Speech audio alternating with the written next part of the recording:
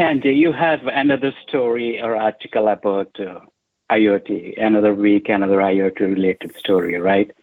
But what caught my interest is the title. The IoT is certainly getting a lot bigger day by day. But correspondingly, I think security is not growing as fast as expected. Would you like to elaborate on this story and maybe some salient points from this article?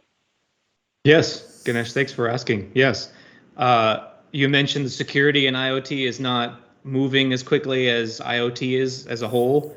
You're right. And that's what the Iot Security Foundation has found, actually. What they did is they did some research and they looked at a bunch of different IoT devices. And essentially what they were looking for is which of these IoT manufacturers offer some sort of like bug bounty program or somewhere that's publicly listed where you can actually submit vulnerabilities. And of course, the idea is that manufacturers who do have that sort of thing will take in vulnerabilities and they'll fix those bugs, which in turn, of course, makes a more secure product as a whole. So the Iot Security Foundation found, unfortunately, that about 21.6% of the manufacturers of IoT devices have a public channel for reporting security vulnerabilities. That's like 1 in 5, which isn't very good. They also mentioned in their research 21.6% is what they found for this year so far. That number has grown. Last year, I think it was 19%. The year before was 13%. And in 2018, it was 9.7%. So it is growing, but it's growing very slowly. And I think you mentioned, Ganesh, it's not growing at the rate that IoT devices are growing as a whole because we're just getting tons and tons more internet connected everything. So the amount of security vulnerability public channels for reporting is growing at a glacial pace, is what they called it. They had some research into why that may be, and one of the causes that they sort of posited was maybe it's manufactured, or it's possible that it's new manufacturers that it's manufacturers that are new to technology devices. So they mentioned, like fashion industry might develop something that is internet connected, but they don't really develop technology. So their primary focus is on the end user and making sure it works and, important marketable things. Security is unfortunately so often an afterthought. Things like that. Kitchen appliance manufacturers is another one they listed as a possible reason why we're seeing more IoT devices, but not so much more security emphasis in the way of a public channel for reporting vulnerabilities. And you see that. I mean, you walk through Best Buy, you walk through any store that sells appliances, and you've got internet connected refrigerators, you've got internet connected microwaves. Why? I don't know. I get along fine with a non-internet connected microwave, but you see them and they're available and they're becoming more and more prevalent all around us. So they also mentioned in their research that they found that larger companies tend to have better security hygiene, which includes a public channel for security vulnerability disclosure. They mentioned companies like Sony, Apple, and Google. These are well-established companies that not only develop technology as a product, and that's kind of what they do as flagships and whatnot, but they're also very security focused. And Google, of course, has security programs, and Apple, of course, takes security and privacy very seriously. So they found that those larger companies tend to have better security practices. The issue, though, is that a lot of people will go and they'll buy cheaper alternatives. So like a simple, like a home camera is a great example, because you can go out and you can buy a Nest camera from Google, and in all likelihood, Google's thought about the security, and then they've implemented controls and they've done things to sort of secure that camera. But it's going to be more expensive than a cheaper one on Amazon. I mean, you can type in just a security camera on Amazon and you'll get pages and pages of all these no-name manufacturers, and they're cheaper, but I guess what the research is sort of telling them is they're cheaper, but it's because you're getting less security by and large. So I thought that was pretty interesting. Just a couple other bullet points from the research. I went through and I read the paper itself. It's a little lengthy, but there's a lot of really good information in there. They mentioned some of the different segments that tend to have the lowest number of manufacturers that actually offer that public channel. Pet care, maintenance, safety, leisure, hobbies, lighting, security, smart home, and wearables are among the lowest segments that actually have policies in place that allow for security vulnerabilities to be submitted to them. So I thought that was interesting, especially about pet care, because I'm a dog owner, and they have internet connected little cameras that have a button, and it'll like disperse a treat to your dog and whatnot remotely, which I think is really cool. But I've always sort of been like, internet connected, I don't know who's making it. And this research really is just offering credence to that hesitance on my end.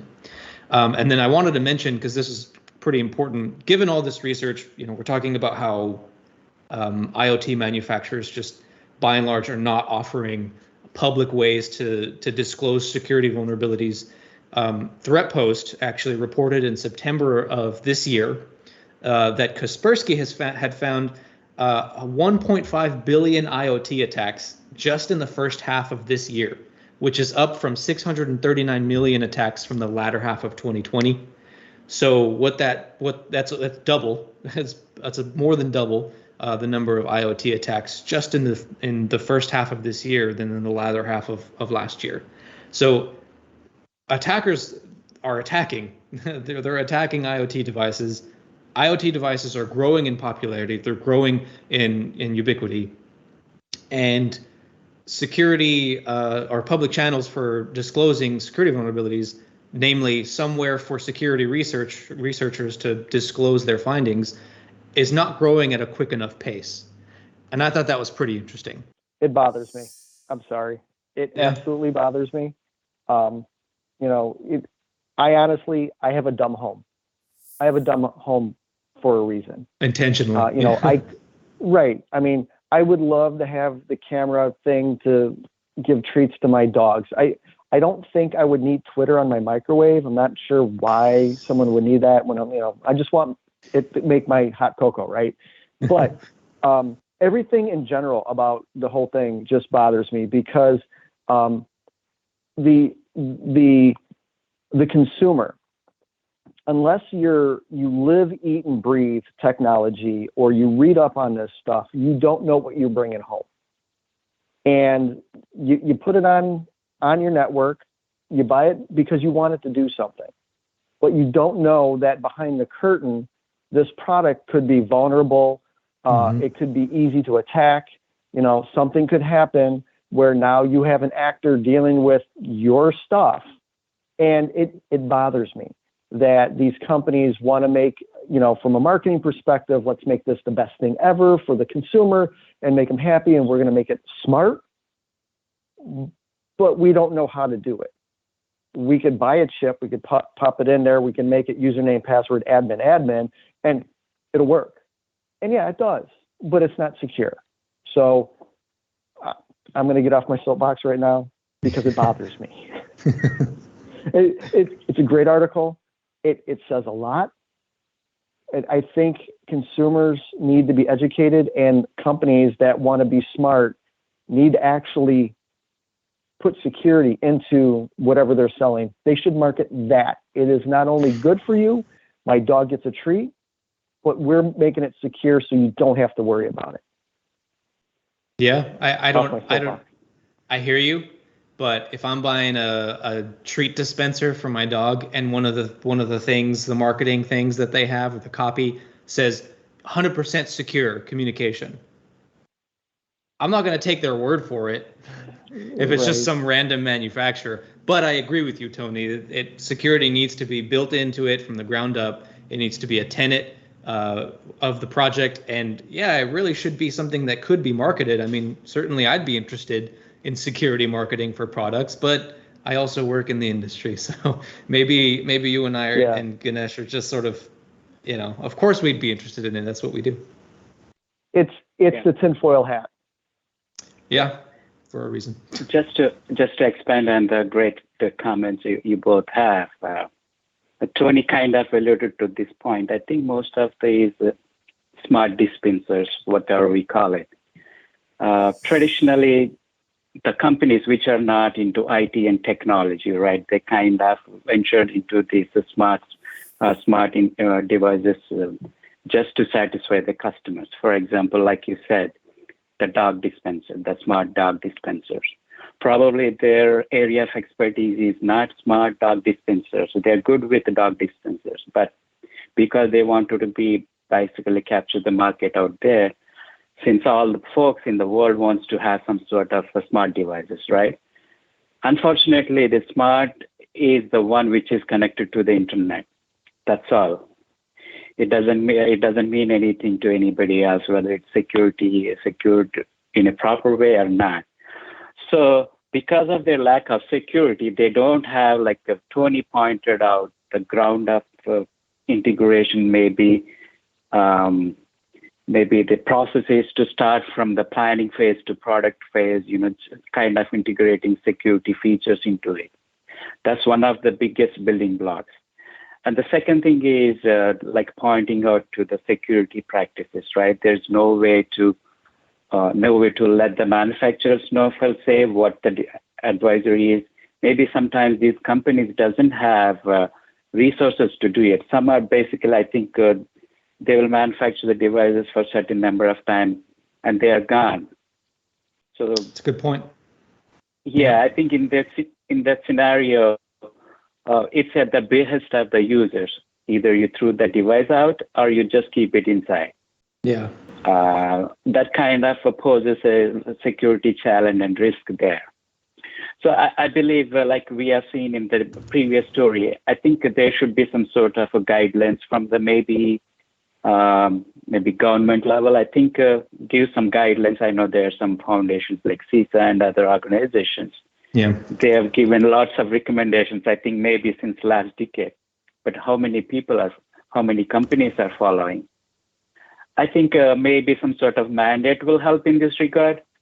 If we look at the holistically, I think all of these botnets basically they're trying to recruit an IoT device, irrespective of the size, irrespective of what kind of power or specs they have. Yeah, I think it's a much bigger problem than they're having some sort of means to basically talk about the securities they found it. Yep. I know I went a little bit longer, but I think it's a bigger problem than just buying an IoT device. Yeah, I agree with you. I mean, we see it all the time. It's so hard to quantify the value of building in security to your products, paying a security team to understand your network and learn, where all the data is coming from and how to correlate everything. It's a lot of money. It can be very expensive to do that. And it's hard to quantify how much you get back from that. And especially with smaller manufacturers or manufacturers in industries that aren't typically technology facing, like fashion is a great example. You're really not, you're so much focused on making sure that the ROI for that product hits a certain number, because it's a venture for you. It's not something that you do, and you don't want to take a huge L on this. You don't want to sink a bunch of money into this project and then you lose a bunch of money. That's just not good business. So from a security perspective, yeah, I understand the business side of things in that, if we pay for a security team to be part of this project and we pay for pen testers to come in and we pay for a third-party bug bounty service like HackerOne or something, all that money, all that's going to cost money. How do you justify that? How do you put that number into? How do you put all that into a number and go to your higher ups and say, this is why we should do it, because we're going to save this amount of money? That X is really hard to quantify. So, I mean, I have a question here that I wrote down just as a note for this article. Why is IoT security so hard? Because, I mean, this isn't the first time that we've heard, IoT devices have these issues. They have exposed credentials. They've got hard-coded passwords.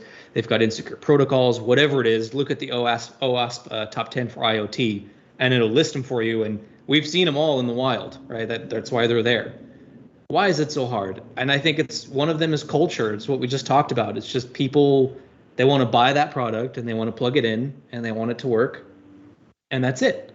And you can't really blame people for that, right? Because I want the same thing. I want to just be able to plug something in and have it run and go. But the reality with IoT devices is you really have to do more homework to make sure that that product comes from at least a security-minded company, manufacturer, if you will. I've got some points here for just users in general of IoT devices. If you want to wear the tinfoil hat, as Tony mentioned, and you want to be proactive about the security of the IoT devices in your house, one of them is to opt for manufacturers that prioritize security. That's kind of hard to do. You're going to have to get on Google and you're going to have to do some research and figure out which ones have, public vulnerability disclosure sites, how many of them are bug bounty programs, how many of them have, push regular patches. Look at those patches. Do they disclose exactly, what they're patching for? That's already a lot of work. And that's one of like 5 different bullet points, because now you've got, configure your devices to make sure that they're connected only to the internal network and not to the internet. For a lot of people who aren't security focused, who aren't necessarily tech savvy, that's a task and a half. Just figuring that out. What's the route from this device to the internet? Can you hit it? Ask someone who's not technology focused to nmap their home IP from the outside, and they'll look at you like you're speaking Latin or something, and rightfully so. That's just not their industry. It's just not their expertise. You want to check privacy settings on IoT devices, which is important. Most IoT devices have some sort of settings page that you can go to on an app, iOS or Android, and you can turn things off. Like you can turn off mics if they're not needed, or turn off a camera if you're not going to use the camera. Those are things that I think everybody could do. And then another suggestion is use good passwords and change them semi-frequently. Though that I think is somewhat doable, but the first 2 points, which was the find manufacturers that prioritize security and configure your devices to only talk to internal devices and not on the internet, that already in conjunction with everything else, that's a lot to ask of people. It's a lot to ask of me, and this is exactly why I don't go out and buy that remote dog treat dispenser as much as my dog would love it. It's because I just don't have the cycles to spend all that time and figure out that thing's not sending information to some random server and it doesn't open up all these ports on my home network, yada yada. It's just a lot to do. So Ganesh, you mentioned some government oversight I think is needed here. I agree with you, and there have been laws that have been passed to increase the IoT security posture of IoT devices that are used by the government. Hopefully we see those being adopted for the consumer space. That would be really nice. But I'm not going to hold my breath on that. So to everything you guys said, 2 quick comments. One, it is, as you said, it's culture.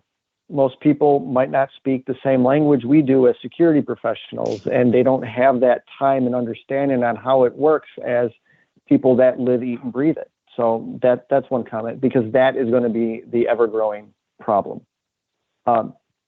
Number 2, maybe it's $1 billion idea. I'm just going to throw it out there. Okay. But all right. Whenever I go and I look for appliances, because I had to do that this year, when I see Energy Star, I know that's going to save me on my electric. What if there is something out there that is an organization that says, you come to us, we take a look at this stuff, we'll stamp security compliance, some Energy Star for security for IoT devices.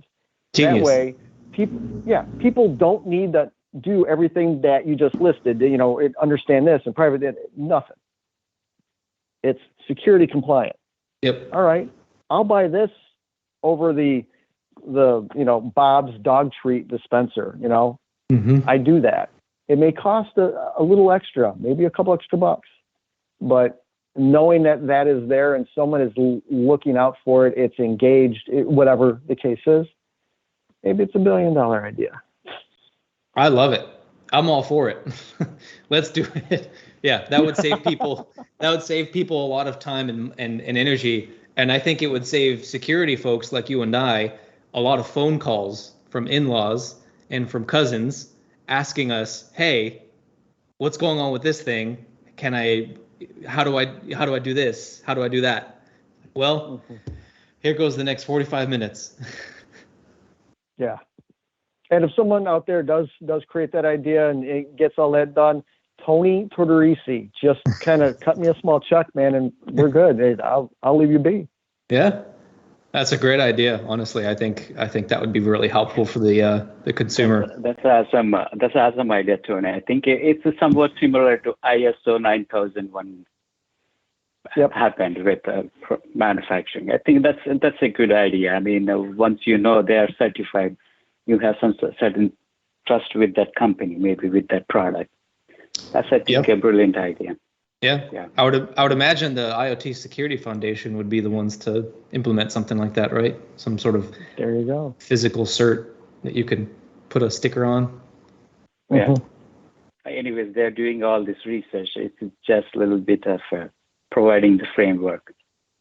Yeah.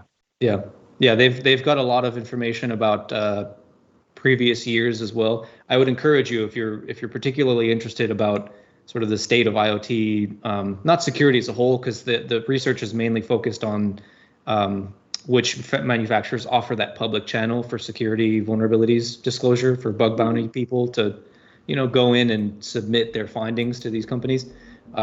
It's a great article. There's just tons of information. Like I mentioned earlier, I think there's like 23 pages of research that they have in that report. So interesting stuff.